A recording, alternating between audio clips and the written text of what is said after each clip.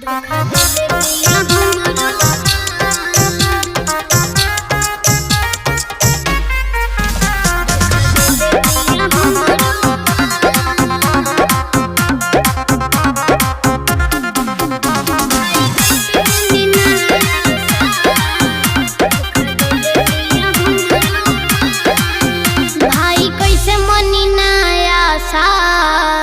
धोखा देले बिया हमरो माल भाई कैसे मनी नया साल धोखा देले बिया हमरो माल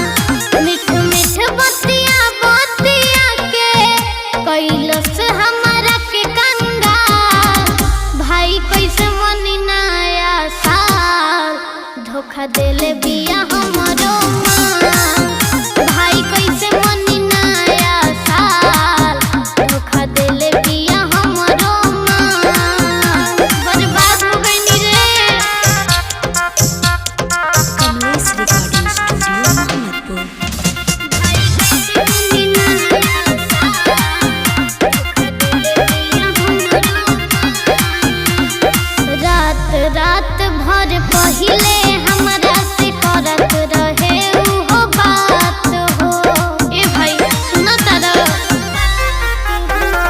जननी न हमरा संगे कदी छौरी उहो घात हो अब बरतटे हमरा खीस करतानी हम ओकर के मीस करम घरे जाके ओकरा बवाल धोखा देले बिया हमरो माल भाई कैसे मनी नया साल धोखा देले बिया हमरो माल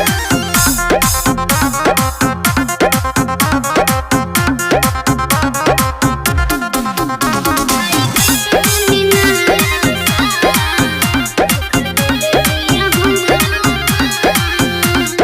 कैसे भुलाई हम ओकरा के करताटे धक धक दिल रे कैसे बताई यार रघु राजा के छोरी के गइल जियल भइल मुश्किल रे निक लागे न खाना पानी भइल बाटे हमर बुरा हाल भाई कैसे मनी नया साल धोखा देले बिया हमरो माल भाई कैसे मनी नया साल धोखा देले बिया हमरो माल